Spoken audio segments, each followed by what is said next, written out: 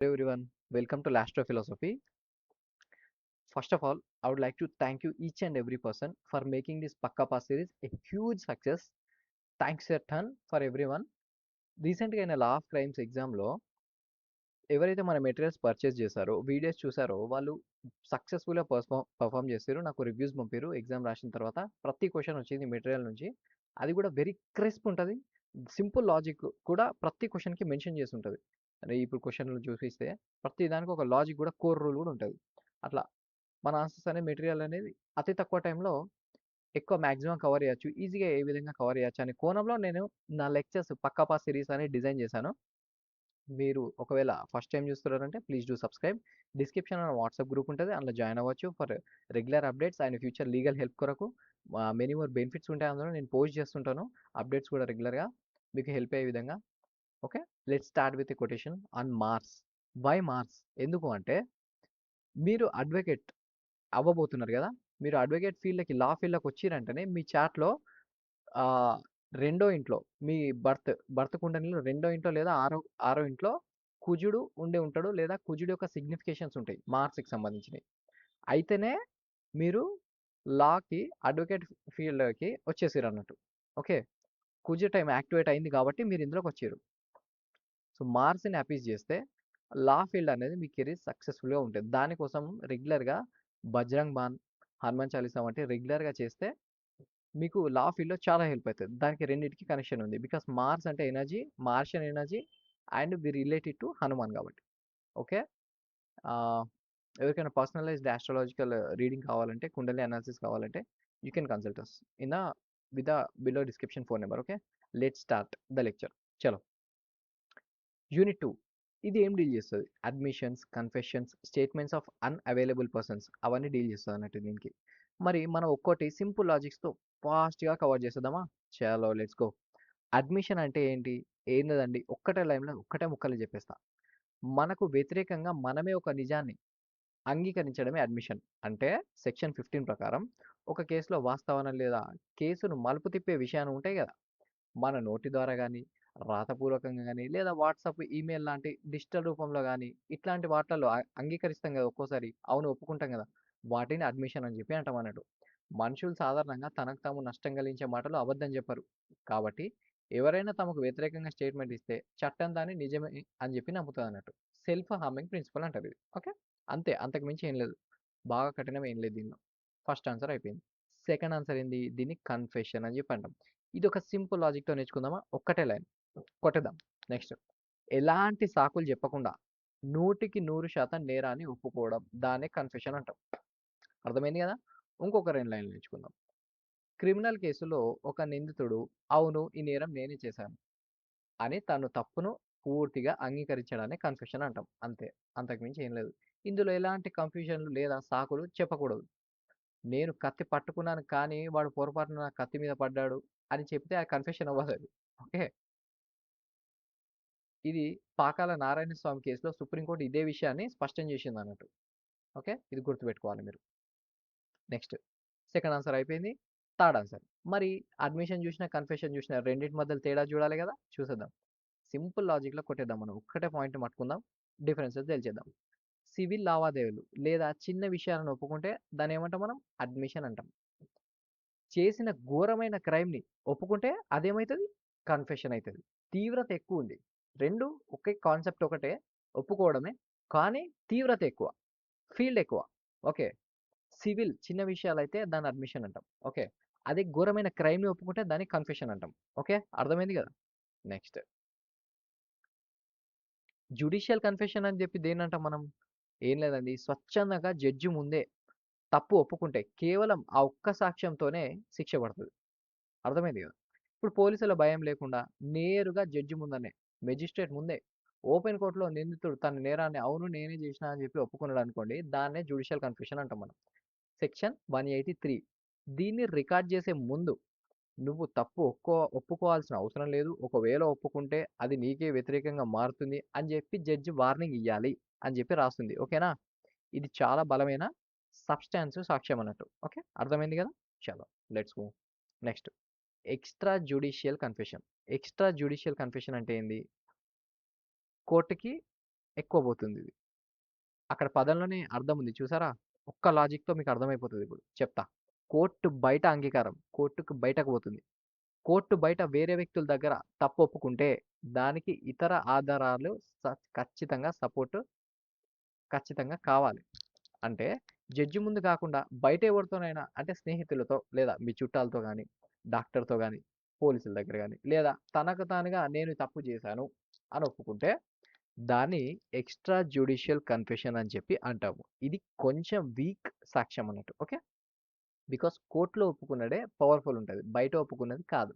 దీనికి వేరే ఆధారాలు తోడైతేనే అది డైరెక్ట్ కోర్ట్ అనే జడ్జి అనేది నమ్ముతాడన్నట్టు. లేదంటే కోర్ట్ నమ్మదు. ఓకే. అర్థమైంది కదా! Section 22 next retracted confession. Retracted confession అంటే ఏంటి? టెక్నికల్ పదాన్ని చూసి కన్‌ఫ్యూజ్ అవ్వాల్సిన పని లేదు. బికాజ్ నేనున్నా కాబట్టి సింగిల్ లైన్‌లో ఒకటే ముక్కలో చెప్పేస్తా. ఏం లేదండి. తప్పు ఒప్పుకున్న తర్వాత నేను ఒప్పుకోలేదు అని కోర్టులో ప్లేట్ ఫిరాయించడం. సినిమాలో చూస్తుంటాం కదా! ఫస్ట్ వాడు ఒప్పుకుంటాడు. తర్వాత ఒప్పుకోడు. ప్లేట్ ఫిరాయించడం. దీన్నే రిట్రాక్టెడ్ కన్ఫెషన్ అంటాం. మరి ఇదేంటి చూద్దామా? విపులంగా ఏముందో సెక్షన్‌లో. ముందుగా నేరాన్ని ఒప్పుకొని, ఆ తర్వాత ట్రయల్‌లో నేనలా చెప్పలేదు. పోలీసులు కొట్టి నా చేత బలవంతంగా ఒప్పించారు అని మాట మార్చడాన్ని ఏమంటాం మనం? రిట్రాక్టెడ్ కన్ఫెషన్ అంటాం. అప్పుడు కోర్ట్ ఏం చేస్తది తెలుసా? అప్పుడు కోర్ట్ పాత కన్ఫెషన్ నిజంగానే భయం లేకుండా ఇచ్చాడా? లేదా? అని చెక్ చేసి దాన్ని బట్టి నిర్ణయం తీసుకుంటది. వీడు ఎట్లా చెప్తే అట్లా నమ్మదు. కోర్ట్ కూడా ఆలోచిస్తది. ఆలోచించే డిసిషన్ తీసుకుంటది. ఓకే. అర్థమైంది కదా! Next admission by party. Admission by party అంటే ఏంటి? పార్టీ యొక్క పార్టీ చేసే అడ్మిషన్. అంటే కేసులోని వ్యక్తులుంటారు గదా! తమకు తాముగా నష్టం కలిగించే నిజాన్ని అంగీకరించడం. అంటే ఒకే కేసులో వాది లేదా ప్రతివాది అంటే కేసు వేసేవాడు, కేసు వేయబడినవాడు, డిఫెండెంట్ వాడుంటాడు గదా! డైరెక్ట్‌గా చేసే అడ్మిషన్ ఇది. వాళ్ళే ఒప్పుకుంటారన్నట్టు. వాళ్ళు చెప్పే మాట వాళ్ళకు వ్యతిరేకంగా ఉంటే వేరే వాళ్ళు మిమ్మల్ని అక్యూజ్ చేస్తున్నారు. మీరు ఒప్పుకుంటే కోర్టు సాక్ష్యంగా తీసుకుంటదది. కానీ వాళ్ళకు లాభం చేకూర్చే సొంత మాటలను తీసుకోదు. ఓకే. ఏదైతే వాళ్ళకి బెనిఫిట్ అయ్యేది తీసుకోదు. సెల్ఫ్ హార్మింగ్‌ది తీసుకుంటది అడ్మిషన్ బై పార్టీ. అర్థమైంది గదా! చలో. అడ్మిషన్ బై ఏజెంట్ అంటే ఏంటి మరి? ఇది ఏజెంట్ చేసే అడ్మిషన్. అంటే నీ ఏజెంట్ ఒప్పుకున్నాడంటే ఆ తప్పు నువ్వు ఒప్పుకున్నట్లే అని అర్థం. నీకు వ్యతిరేకంగా వాడుకోవచ్చు. ఏజెంట్ అంటే ఎవరు? మీరు ఒక వ్యక్తిని నియమించిర్రు. మరి వాడు తప్పు ఒప్పుకున్నాడు. అంటే మీకు గూడా పడతది గదా శిక్ష. మీ ఏజెంట్ కాబట్టి వైకేరియస్ లయబిలిటీ ప్రిన్సిపల్ ఉంటది గుర్తుందా? అది. సో, మన తరపున మాట్లాడడానికి ఒక ఏజెంట్‌ని ఉదాహరణకు మేనేజర్‌ని అధికారికంగా పెట్టినప్పుడు, ఆ ఏజెంట్ మన పని మీద ఉన్నప్పుడు చేసే అడ్మిషన్ మనమే చేసినట్టు లెక్క అది. ఇదే చెప్తదది. మనం పాత సబ్జెక్ట్స్‌లో చూసాం ఏజెంట్ అంటే ఏంది? ఏ విధంగా చూస్తారని చెప్పి. Next admission by person from whom interest is derived. మరి ఇదేంటి? బాగా టెన్షన్ తీసుకోవాల్సిన అవసరం లేదు. ఏం లేదండి. పాత ఓనర్ చేసే అడ్మిషన్ ఇది. అంతే. Whom interest is derived. Okay.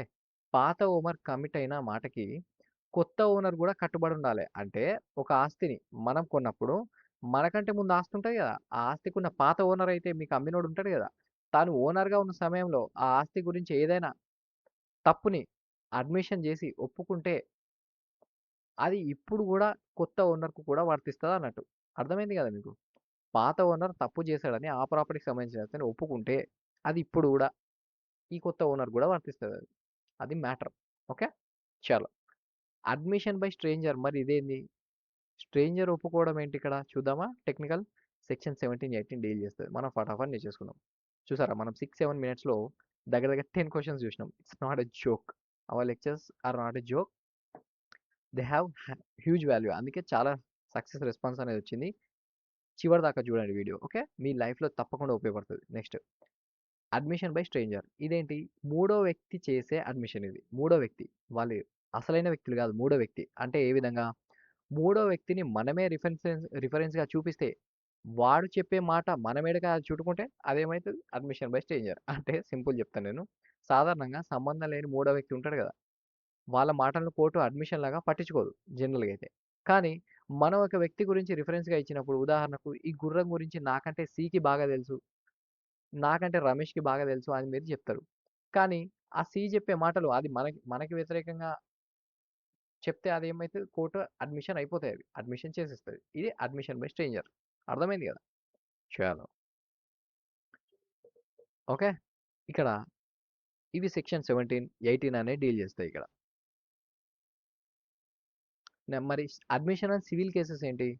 ఏం లేదండి. సివిల్ కేసుల్లో కాంప్రమైజ్ మినహాయింపు. అంటే ఏ విధంగా చూడొచ్చు ఇది మనం? రాజీ కోసం ప్రైవేట్‌గా మాట్లాడుకున్న విషయాలను కోర్టులో సాక్ష్యంగా వాడుకోవడానికి చట్టం ఒప్పుకోదు. ఇప్పుడు బయట పంచాయతీలు అట్లాంటి వాటిలలో మాట్లాడుకుంటారు కదా విషయాలు. అది కోర్టులో ఒప్పుకోదు. కోర్ట్‌కి ప్రొసీజర్ అనేది ఉంటది. స్ట్రిక్ట్ ప్రొసీజర్ అనేది ఒకటుంటది. అంటే సివిల్ కేసుల్లో బయట కాంప్రమైజ్ సెటిల్మెంట్‌లు అయితుంటాయి కదా ఎక్కువ చేసుకోవడానికి. అవి మాట్లాడుకునేటప్పుడు కొన్ని విషయాలు ఒప్పుకుంటారు. అవి వాటిని కోర్టులో సాక్ష్యంగా వాడకూడదు అనే కండిషన్ మీద మాట్లాడుకుంటే దాన్ని కోర్టులో ఎవిడెన్స్‌గా తీసుకోరన్నట్టు. ఓకే. బయట సెటిల్మెంట్ అయ్యి, ఆ విషయాలను ముందే అంగీకరించి కోర్ట్‌లో పెట్టొద్దని ఒప్పుకుంటే, అది కోర్ట్‌లో పెట్టడానికి వీల్లేదు. ముందే ఒప్పుకుంటే గిట్ట. ఓకే. అంతే అండి. Very simple. When parties engage in settlement talks to compromise out of court, they must be allowed to speak freely without fear of their words being used against them later. బయట సెటిల్మెంట్‌కి వాళ్ళు ఒప్పుకుంటే, అప్పుడు వాళ్ళు ఫ్రీగా మాట్లాడే capacity వాళ్ళకియ్యాలి. Freedom వాళ్ళకియ్యాలి. And అవి కోర్టులో submit చేయడము అనేది ఒక భరోసాని కల్పించే ఫ్రీడమ్ అనేది వాళ్ళకియ్యాలన్నట్టు. అది ఎప్పుడు అడ్మిషన్ ఎప్పుడు కావు సివిల్ కేసెస్‌లో రిలవెంట్ అంటే, it was made upon the express condition that evidence of it should not be given. మీరు ఆల్రెడీ సెటిల్మెంట్‌లో మాట్లాడిన విషయాల్ని కోర్ట్‌లో అంగీకరించము. కోర్ట్‌లో అంటే ప్రవేశపెట్టము అనే ఎవిడెన్స్ చెల్లకుండా ముందే అగ్రీమెంట్ చేసుకుంటేనే అది అడ్మిషన్ కావు. ఇది కూడా ఉంటది. సేఫ్టీ ప్రొసీజర్ అన్నట్టు ఇది సింపుల్‌గా చెప్పాలంటే. ఎవిడెన్షియరీ వాల్యూ ఆఫ్ అడ్మిషన్ అంటే ఏంటి? సింపుల్‌గా ఒకటే లైన్‌లో చెప్పాలంటే, అడ్మిషన్ అనేది బలమైన సాక్ష్యమే. ఓకే. 12థ్ క్వెషన్. కానీ అబద్ధమని రివర్స్‌లో నిరూపించుకునే ఛాన్స్ కూడా ఉంటది. అర్థమైంది కదా! ఇప్పుడు ఒప్పుకున్నారు మీరు. ఒప్పుకున్న తర్వాత వేరే సాక్ష్యాలు తీసుకొచ్చి, అది అబద్ధమని రివర్స్‌లో నిరూపించుకునే ఛాన్స్ కూడా ఉంటది. దాన్నే ఎవిడెన్షియరీ వాల్యూ ఆఫ్ అడ్మిషన్. దీని కిందకి కూడా వస్తదిది. ఇప్పుడు మనం ఒక విషయాన్ని ఒప్పుకున్నంత మాత్రాన అది 100% కంక్లూజివ్ ప్రూఫ్ అని కోర్ట్ గుడ్డిగా నమ్మేయదు. ఆ అడ్మిషన్ పొరపాటున చేశానని గాని, మోసపోయి చేశానని కూడా నిరూపించుకునే అవకాశం మనకుంటది. తప్పకుండా ఉంటది. ఇది how much weight does it carry evidentiary value of admission అనే 2 డెఫినెట్ రూల్స్ ఉంటాయి. Non not conclusive proof may operate as estoppel. అంటే if the opposite party has acted upon the admission and changed their position, the maker is legally blocked, estopped from denying it. Okay. First ఒప్పుకుని తర్వాత తన position మార్చుకుంటే legally black అయిపోతారన్నట్టు. ఇది ఒప్పుకున్నంత మాత్రాన అది conclusive proof గాదు. కోర్ట్ డిసైడ్ చేస్తది దాని తర్వాత. అందుకే admissions are strong prima facie evidence that shift the burden of proof but they can be rebutted. They can be rebutted. అది ఆన్సర్ చెప్తాదన్నట్టు. Next admission and estoppel. ఇదేం చెప్తది? అడ్మిషన్ అండ్ ఎస్తోపెల్ ఏం లేదండి. ఒకసారి అడ్మిషన్ చేసి అవతల వాడిని నమ్మించాక, మీరు ఒప్పుకొని అవతల వాడిని నమ్మించాక మళ్ళీ మార్చడానికి వీల్లేదు. ఇదే ఈ ఆన్సర్ డీల్ చేస్తది. అంటే ఎస్తోపెల్ అంటే ఏంది? It's a rule of equity and evidence that prevents A person from denying the truth of statement they previously made. దాన్ని ఎస్తోపెల్ అంటాం అన్నట్టు. ఇదొక రూల్ ఆఫ్ ఈక్వాలిటీ. అంటే మీరు ఒప్పుకున్నారు గదా! మళ్ళా వెనక్కి తీసుకోవాల్సింది లేదు కదా! దాన్నే ఎస్తోపెల్ అని చెప్పి మాటాం. అంటే మాట ఇవ్వడం. యూ అడ్మిటెడ్ లా ఏం చెప్తది? You admitted and they acted on your representation and now you are legally estopped from denying it. మీరొకటి ఒప్పుకున్నారు. అవతల వాళ్ళు మీ ఒప్పుకున్న దానిపైన చేసేసిర్రు. తర్వాత లేదు లేదు నేను ఒప్పుకోలే అంటే కుదరదక్కడ. Because admissions are the foundation. Estoppel అనేది ఇట్స్ ఎ లీగల్ కాన్సిక్వెన్స్. మీరు ఒప్పుకున్న దానికి కాన్సిక్వెన్స్ ఉంటది. చాలా కేర్‌ఫుల్‌గా ఉండాలి మీరు మాట్లాడేటప్పుడు ఎవ్వరితోనైనా. ఓకే. అర్థమైంది కదా! Next confession caused by inducement, threat, coercion or promise. ఇదేం డీల్ చేస్తది? ఒకవేళ భయపెట్టి వాళ్ళతోని కన్ఫెస్ చేపిస్తే అది ఏ విధంగా ఉంటది? వర్తిస్తది? చూద్దామా? భయపెట్టి లేదా ఆశ చూపి లాగిన నిజాలను కోర్టులో ఎట్లాంటి విలువ లేదు. భయపడాల్సిన పని లేదు మీరు. పోలీసు అధికారులు గాని, ఇతర పెద్దలు గాని నిందితుడిని బెదిరించి, కొట్టి లేదా ఆశ చూపి తప్పు ఒప్పుకునేలా చేస్తే దాన్ని కోర్టు అస్సలు పరిగణలోకి తీసుకోదు. కన్ఫెషన్ అనేది ఎప్పుడు మైండ్ ఫ్రీ స్వచ్ఛందంగా వాలంటరీగా తీసుకునేదే కన్ఫెషన్. అదే అడ్మిసిబుల్ ఉంటది. సెక్షన్ 22 డీల్ చేస్తది. ఓకే. చాలా కన్ఫెషన్ టు పోలీస్ ఆఫీసర్. మరి పోలీస్ ఆఫీసర్‌కి కన్ఫెషన్ చేస్తే అది ఒప్పుకుంటారా?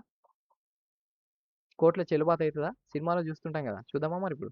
పోలీసులకు చెప్పే కన్ఫెషన్‌ను కోర్టులో అస్సలు సాక్ష్యంగా ఒప్పుకోదు. జడ్జి అస్సలు ఒప్పుకోదు.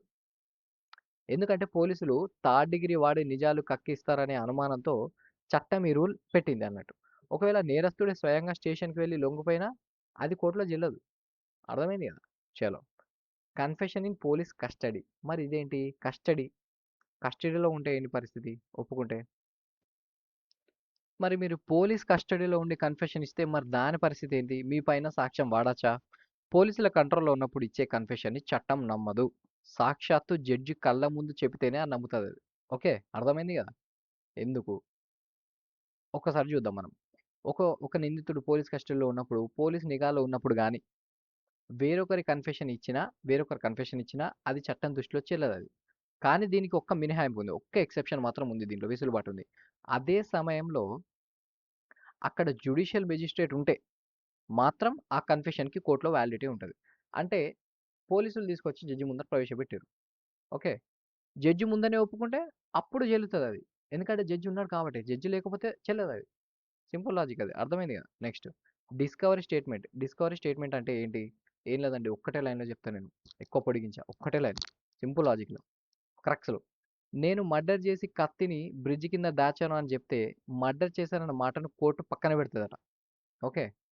కానీ కత్తి దొరికిన వాస్తవాన్ని మాత్రం పక్కా సాక్ష్యంగా తీసుకుంటది. అర్థమైంది కదా! అయితే ఇదెక్కడొస్తదంటే, మనం పోలీస్ కస్టడీలో ఒక దొంగొచ్చి, అవును నేనే మర్డర్ జేషినా. దేనితోని పొడిచానో కత్తి అది బ్రిడ్జ్ కింద ఉందని జెప్పి జెప్తాడు. అయితే మనం ఏమనుకున్నాం, కన్ఫెషన్ చెల్లదనుకున్నాం గదా! కానీ వీడు జెప్పిన దాన్ని బట్టి, అక్కడ వాడు నిజంగానే కత్తి దొరికింది. చంపిన కత్తి దొరికింది ప్రూవ్ అయింది. అయితే ఈ దొరికిన కత్తిని ఎవిడెన్స్‌గా వాడతారు. వాడు జెప్పిన మాట, వాడే హత్య జేషిండు అనే దాన్ని ఎవిడెన్స్‌గా వాడరు. ఆ కత్తిని వాడతారు. దాన్ని బట్టి దొరికిన దాన్ని. అది ఎక్సెప్షన్. అది సెక్షన్ ఇది చెప్తదన్నట్టు. సింపుల్ లాజిక్‌లో జెప్పేసిన అర్థమైందిగా? డిస్కవరీ స్టేట్‌మెంట్ దాని కిందకొస్తది. సెక్షన్ 23 పైన దానికి ఎక్సెప్షన్ ఇది. Okay. Next confession of co accused. వీనితోని ఇంకొకడు కొలీగ్స్ ఉంటారు గదా! అక్యూజ్డ్‌లో. నెక్స్ట్ క్రైమ్ చేసిన దాంట్లో. మరి వాళ్ళు కన్ఫెస్ చేస్తే ఏంది పరిస్థితి? ఏ విధంగా ఉంటది? ఇది చాలా వీక్. అంటే వీక్ అన్నట్టు. చాలా వీక్ సాక్ష్యం ఇది. కేవలం ఒకడు చెప్పాడని మిగతా వాళ్ళందరికీ డైరెక్ట్‌గా శిక్ష వేయలేరు ఎప్పుడైనా. కానీ ఇతర ఆధారాలకు ఇది అదనపు బలాన్ని ఇస్తది. వేరే ఎవిడెన్సెస్ ఉంటాయి కదా! దానికి ఇది మంచి తోడైతదన్నట్టు. కేస్‌ని ఇంకా స్ట్రాంగ్ చేస్తదప్పుడు వాళ్ళకి అగైనిస్ట్‌గా. ఓకే. అది దానర్థం. నెక్స్ట్ దీనికి 3 కండిషన్స్ ఉన్నాయి. అవేంటేంటి ఒక్కసారి చూద్దాం. ఏంటి joint trial. Accused must be tried together in the same trial. వాళ్ళందరూ ఒకే ట్రయల్‌లో ఉండాలి. అండ్ సేమ్ అఫెన్స్ కండక్ట్ చేసి ఉండాలి. Self implication. The maker of the confession must implicate themselves to the same extent as to the other accused. Same వాడు accuse ఏ విధంగా చేస్తున్నాడో implication మిగతా వాళ్ళు కూడా అదే రకంగా ఉండాలి. అదే డిగ్రీగా. If they exonerate themselves and blame only the other it is inadmissible. వాళ్ళు కాదు వాడే చేసిండు నేను చేయలేదు అని చెప్పనంటే అది కోర్ట్ ఒప్పుకోదు. ఓకే. బయట మాట్లాడినంత ఈజీగా కోర్ట్‌లో వ్యవస్థ ఉండదు. దానికి ప్రాపర్ రూల్స్ ఉంటాయి. అవి మాత్రమే అడ్మిట్ చేస్తది కోర్ట్. అన్ని చేయదు. ఓకే. ఓకే. మనం సక్సెస్‌ఫుల్‌గా 18 క్వెషన్స్ చూసేసాం. ఇప్పుడు డయింగ్ డిక్లరేషన్. మరి ఇదేంటి? ఏం లేదండి. మనం పాత చాప్టర్‌లో యూనిట్ 1లో ఆల్రెడీ చూసేసాం. ఇది డయింగ్ డిక్లరేషన్ చనిపోయే ముందు చెప్పే మాటల్లో అబద్ధాలు ఉండవు అనే లాజిక్‌ని బట్టి చనిపోయే వ్యక్తి ఏవేదైతే చివరి మాటలు ఉంటాయి కదా! అది నిజం అని చెప్పి కోర్ట్ ఒప్పుకుంటది. కాబట్టి చట్టం దీనికి అత్యంత ప్రాధాన్యత ఇస్తదన్నట్టు. అంతే తేడా. ఓకే. దీని మాక్సిమ్ ఏంది? నిమో మోరిచురస్ ప్రాసోమిట్యూర్ మెంతిరి. ఓకే. ఇదేందో పలకడానికి చాలా కఠినంగా ఉంటది. బట్ ఇది గుర్తుపెట్టుకోవాలి మీరు. Okay. Next dying declaration. Evidentiary value. ఇది ఆల్రెడీ మనం చూసేసాం. ఇది ఇంకా విపులంగా చెప్పాలంటే ఎవరు ప్రాంప్ట్ చేయకుండా స్పృహలో ఉండి చెప్పిన మరణ వాగ్మూలం అంటే డైన్ డిక్లరేషన్ ఒక్కటి చాలు నేరస్తుడికి శిక్ష పడడానికి. ఓకే. సో, తను స్పృహలో ఉండి కాన్షియస్‌నెస్‌లో ఉండి అప్పుడు చెప్పడం చనిపోయే జస్ట్ ముందు. If the court is fully satisfied that dyeing declaration is voluntary, truthful నిజమే చెప్పిండని చెప్పి కోహరెంట్, ఫ్రీ ఇట్లాంటి ఆహ్, భయపెట్టడం, కోవర్షన్ లేకుండా చెప్తే అది కోర్ట్ నమ్మేస్తదది. It's enough. It's a substantial evidence అది. నెక్స్ట్ మల్టిపుల్ డైయింగ్ డిక్లరేషన్స్ అయితే మరి కోర్టు దాన్ని ఎట్లా తీస్తది? చెప్పినవన్నీ ఒకేలా మ్యాచ్ అయితే ఓకే. కానీ ఒకసారి ఒకరి పేరు, ఇంకోసారి మరొకరి పేరు చెప్తే కోర్టుకు అనుమానం వస్తదప్పుడు. కోర్ట్ కేర్‌ఫుల్‌గా హ్యాండిల్ చేస్తది. ఇన్‌కన్సిస్టెంట్ డిక్లరేషన్స్ వల్ల. సో, సేఫ్ రూల్ ఏముంది? If there are material contradictions and inconsistencies between multiple data, court will not rely on them unless they are corroborated by other evidences. అర్థమైంది కదా, వేరే ఎవిడెన్స్ సపోర్ట్ చేస్తే దాన్ని బట్టి decision తీసుకుంటుంది ఇట్లా కన్ఫ్యూజన్ ఉన్నప్పుడు. నెక్స్ట్ 22nd క్వశ్చన్ ఏం చెప్తుంది ఇక్కడ, కోర్టుకు రాలేని వారు చెప్పే సాక్ష్యం. మరి వాళ్ళు ఎట్లా చెప్తారు? సాక్షి కోర్టుకు రాలేని పరిస్థితిలో ఉన్నప్పుడు వాళ్ళు గతంలో తమ పనుల్లో భాగంగా రాసిన రికార్డులే వాళ్ళ తరపున సాక్ష్యం చెప్తాయి. అర్థమైందిగా, ఒక్కటే లాజిక్. వాళ్ళు కోర్టుకు రాలేరు కానీ గతంలో వాళ్ళు రికార్డులు రాసారు, అదే సాక్ష్యంగా వాళ్ళకి వర్తిస్తుంది. అర్థమైంది కదా. చలో, అంటే ఎవరైతే డెడ్, గుర్తు తెలియ అంటే వాళ్ళు కనిపించకపోయిన వాళ్ళు, incapable of giving evidence, insane అట్లాంటి వాళ్ళు, వాళ్ళు ప్రీవియస్ చేసిన యాక్ట్స్ ఏవైతే ఉంటాయో అవి దీంట్లో వర్తిస్తాయి. మైండ్ 4 మోస్ట్ కామన్ సినారియోస్ ఉంటాయి. Cause of death, relating the cause of death, dyeing declaration వాళ్ళు, వాళ్ళ తరపున వాళ్ళు, made in the ordinary course of business, డైరీలో రాసే బిజినెస్ కానీ వాళ్ళు కోర్టుకు రాలేరు, ఆ డైరీ బేస్ చేసుకొని ఎవిడెన్స్ వాడుకోవచ్చు. మనిషి చనిపోతున్నాడు, డెత్ బెడ్ పైన ఉన్నాడు, ఒక మాట చెప్పిండు, చనిపోయిండు, ఆ మాటను వాడుకోవచ్చు. అది దీనికి ఎందుకు వస్తుంది అన్నట్టు. ఓకే, సింపుల్, అర్థమైంది కదా. నెక్స్ట్ మరి 23rd క్వశ్చన్, పాత కేసులో చెప్పిన ఎవిడెన్స్ అది ఏ విధంగా వర్తిస్తుంది? పాత కేసులో చెప్పిన సాక్ష్యం చూద్దామా. ఒక్కటే లాజిక్లో చెప్పేస్తా, సింపుల్. ఒకసారి కోర్టులో జడ్జి ముందు చెప్పిన మాట రికార్డ్ అయిన తర్వాత ఆ సాక్షి చనిపోయినా సరే ఆ మాట ఆధారంగా బతికే ఉంటుంది. అర్థమైంది కదా. ఒక్కసారి కోర్టు ముందు ఒప్పుకుంటే అంతే ఇక, మళ్ళా అతను చనిపోయినా కూడా అది ఉంటుంది. సో దీనికి ఒక ఎక్సెప్షన్ కూడా ఉంటుంది. ఏంటి? To prevent the failure of justice if a case is delayed for years and a key witness dies, the previously recorded and cross examined testimony is preserved as relevant evidence. ఇంతకుముందు మనం explain చేసింది. Okay, అర్థమైంది కదా. Next relevancy of previous testimonies. దీని సంగతి ఏంటి? ఇదివరకు ఇచ్చిన టెస్టిమనీస్ ఉంటాయి కదా, మరి అదేంటి అంటే పాత సాక్ష్యం వాడుకోవడానికి కండిషన్స్ ఉంటాయి. అది ఈ సెక్షన్ 27 డీల్ చేస్తుంది. మరి ఇది ఏం చెప్తుంది? ఆన్సర్ ఏం చెప్తుందంటే పాత సాక్ష్యాన్ని గుడ్డిగా వాడేయరు. అర్థమైంది కదా. పార్టీలు మరియు కేసులోని ప్రధాన సమస్య సేమ్ ఉంటేనే దాన్ని అనుమతిస్తారు. ఒకవేళ పాత సాక్ష్యం ఉందని చెప్పి దాన్ని ఎటు పడితే అట్లా గుడ్డిగా వాడరు. ఈ కేసులో ఉన్న సిచ్యువేషన్ని చూస్తారు, దానికి రిలేట్ అవుతుందా లేదా అని చూస్తారు, అప్పుడే దాన్ని యూజ్ చేస్తారు. రిలవెన్సీ ఆఫ్ ప్రీవియస్ టెస్టిమనీస్, అక్కడ పదంలోనే అర్థం ఉంది. అర్థమైంది కదా. Next right and opportunity to cross examine. Adverse property in the first proceeding must have had both the legal right and a real opportunity to cross examine the witness. వాళ్ళకి ఉంటాయి, cross examine చేసే హక్కు అనేది ఉంటుంది, opportunity అనేది ఉంటుంది verify చేసుకోవడానికి. అప్పుడు if these 3 conditions are met, previous testimony is fully relevant. Same parties అయి ఉండి క్రాస్ ఎగ్జామిన్ చేసి ఆ ఇష్యూ కూడా ఒకటే అయితే, పంచాయతీ కూడా ఒకటే అయితే అప్పుడు అది రిలవెంట్ అవుతుంది. అర్థమైంది కదా. సక్సెస్ఫుల్గా మనం 24 షార్ట్ ఆన్సర్స్ విత్ ఇన్ 22 మినిట్స్లో చూసేసాం. స్టార్టింగ్ 1 మినిట్ ఇంట్రొడక్షన్ కాబట్టి. ప్లీజ్ డూ సబ్స్క్రైబ్ మీరు ఇంకా చేసుకోగట, బికాస్ యూనిట్ 3, యూనిట్ 4, యూనిట్ 5 కూడా రాబోతున్నాయి. సక్సెస్ఫుల్గా ఎగ్జామ్ రాయండి. That gives me lot of happiness. Please do comment me views. I will read your comments, I will respond to them. Thank you very much.